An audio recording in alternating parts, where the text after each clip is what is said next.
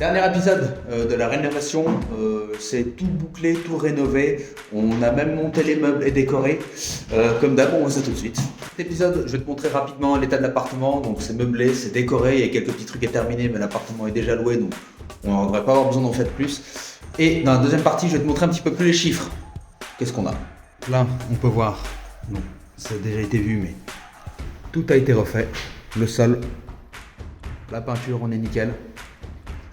Pour la cuisine, on a choisi une crédence marbrée avec ça, je peux donner le fournisseur s'il y a besoin. Il suffit de le mettre en commentaire, demandez-le, je vous le donnerai.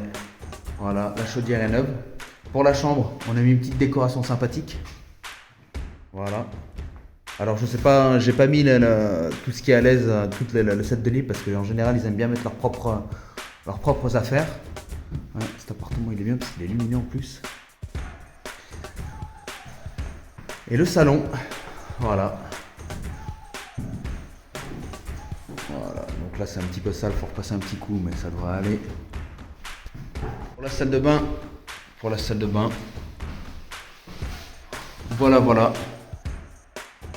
Ce que j'ai déjà dû te montrer, tu as pu voir un petit peu en état fignolé, donc là, le locataire rentre demain, donc on est tout bon. Maintenant on va voir les chiffres. Ok l'équipe, nous voici sur un onglet qui est primordial, l'onglet du suivi de chantier. Alors si vous voulez faire de l'investissement, de la promotion, du marchand de biens ou de l'immobilier en général ou même toutes sortes de projets, même informatiques, il faut suivre le chantier, c'est absolument primordial. Dans cet onglet, enfin dans ce dossier plutôt, j'ai plusieurs onglets, donc devis, facturation, ameublement. On va voir un petit peu pour ce chantier-là comment ça s'est passé. Le premier devis, j'ai eu un montant à 8815 qui comprenait pas tout en fait. Il comprenait tout ce qui est isolation, placo, démonter les cuisines, tout ce qui est déshabiller les salles de bain, ce genre de choses. Il y avait des choses à rajouter, je le savais, j'ai fait les devis en complément à l'entrée. Donc au départ, on était à 8815. 8815, on avait ensuite tout ce qui est la chaudière, donc ça c'est juste la fourniture. On était à 1100 euros. Faut savoir que l'artisan me l'a fait au prix auquel lui il y a accès. Donc c'est moi qui suis allé, pour être très clair, c'est moi qui suis allé avec l'artisan chez son fournisseur. Donc là, on peut rarement avoir mieux comme prix, comme tarif. La faïence, je l'ai acheté à Brico Dépôt. Le sol PVC Laurent Merlin. Alors petit truc pour le sol PVC. En général, j'aime bien prendre de la qualité parce que le sol, c'est un truc qui ramasse le plus en fait. Quand on est dans un appartement, on est tout le temps en train de marcher dessus, on peut rouler dessus, on peut faire glisser des meubles dessus. Donc j'aime bien prendre de la qualité et s'il faut mettre un petit peu plus cher, je le fais. Enfin, on va voir tout ce qui est les suppléments. Donc dans les suppléments, en fait, il faut savoir que sur ce chantier-là, en général, j'ai l'habitude de le faire. Sur ce chantier-là, j'ai pas eu le temps, je suis resté travailler. De mon côté, donc dans les suppléments, on va compter tout ce qui est poignée de porte, crédence, réparation fenêtre, plomberie, le forfait pause cuisine, éléments de décoration, etc.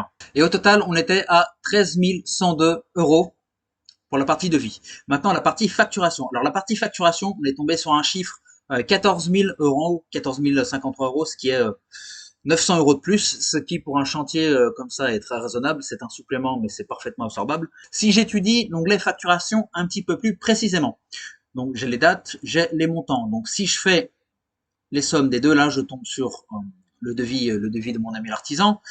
Maintenant, il y a ici effectivement toute la partie rentabilité, donc ça c'est en noir, c'est ce on va voir maintenant, et la partie ameublement aussi. Pour la partie rentabilité, donc ça c'est un appartement que j'ai acheté il y a 7 ans. J'ai acheté en doublon en fait. Il y a cet appartement, il y en a un autre que j'ai acheté. Celui-là, je l'ai acheté 35 000 euros. Et des travaux, j'en ai pour 14 000, donc on vient de le voir, ce qui nous fait un projet à 49 000 euros. Pour l'historique de cet appartement, c'est un appartement que j'ai acheté pas du tout de la manière dont les infopreneurs le préconisent. C'est-à-dire que j'ai mis beaucoup d'apports et une durée très courte. Pourquoi? Parce que je voulais justement acquérir ma liberté financière et je savais qu'à telle date, j'allais toucher des loyers pleins. Pour la partie rentabilité, alors les loyers, l'appartement il est actuellement loué à 540 euros par mois, ce qui nous fait 6 480 à l'année. Les charges sont de 60 par mois, la taxe foncière est de 550. En termes de rentabilité, ça nous donne donc du 13 points en rentabilité brute et du 10,6% en rentabilité nette. Les calculs, les voici. Hein. Je vous laisse regarder brièvement. Voilà. Comme tu peux le voir, on peut voir qu'on est sur des rentabilités qui sont intéressantes. À noter que moi, dans ma stratégie, j'investis pas du tout dans les grandes villes où là, effectivement, tu pourras avoir une stratégie dite patrimoniale, où effectivement, tu devras la plupart du temps mettre de l'apport pour que ton projet ne pas perdre d'argent tous les mois, mais la plus-value, tu la dégageras à la revente. Une chose qui est pertinente et que tu dois savoir, la liberté financière, tu peux pas l'avoir sans avoir une stratégie patrimoniale adaptée. Ça veut dire que euh, si ton but c'est de dégager 2000 euros par mois, il va falloir que à terme, le plus rapidement possible à une date précise, tu dégages ces 2000 euros par mois. Ça pourra être en touchant des loyers pleins. Ça veut dire que l'appartement est terminé d'être remboursé, donc tu touches les loyers pleins. Ou ça peut être aussi en ayant un volume d'appartements. Sur chaque appartement, tu vas grignoter un petit bout de cash flow. Et avec l'accumulation, tu vas pouvoir effectivement vivre de tes locations. Attention, quand tu fais ce genre de stratégie, prépare-toi toujours un petit matelas de cash à côté pour les impayés de loyer, pour effectivement si tu as un locataire qui part et qui est avec un minimum de travaux à faire. Voilà, ce qui est intéressant de noter, c'est que plus tu multiplies le volume d'appartements, plus tu multiplies les risques d'avoir des pépins sur un appartement. Maintenant, après, c'est vrai que sur le global, tu te feras plus de cash aussi. Voilà, on a pu voir ce projet, donc qui est bouclé maintenant, qui est loué. J'espère que je t'ai apporté pas mal de choses. Dans une des vidéos, j'ai pu te montrer ce que c'est qu'un suivi de chantier, concrètement comment ça se passe quand on a des erreurs. Je t'ai montré un petit peu, alors comment est-ce que je suis mes chantiers, mes devis, mes facturations aussi. Ça c'est quelque chose d'absolument important. Il faut suivre absolument. Et j'ai pu aussi te montrer les calculs de rentabilité. Si c'est quelque chose qui te plaît et que tu voudrais voir plus souvent, j'ai d'autres projets immobiliers qui vont arriver, des rénovations de studios notamment, des petites choses qui peuvent se prêter parfaitement en profil d'investisseur débutant. Je pense que ça peut t'intéresser. N'hésite pas à mettre un commentaire, un petit like et puis à t'abonner à la chaîne. Je te dis à ciao.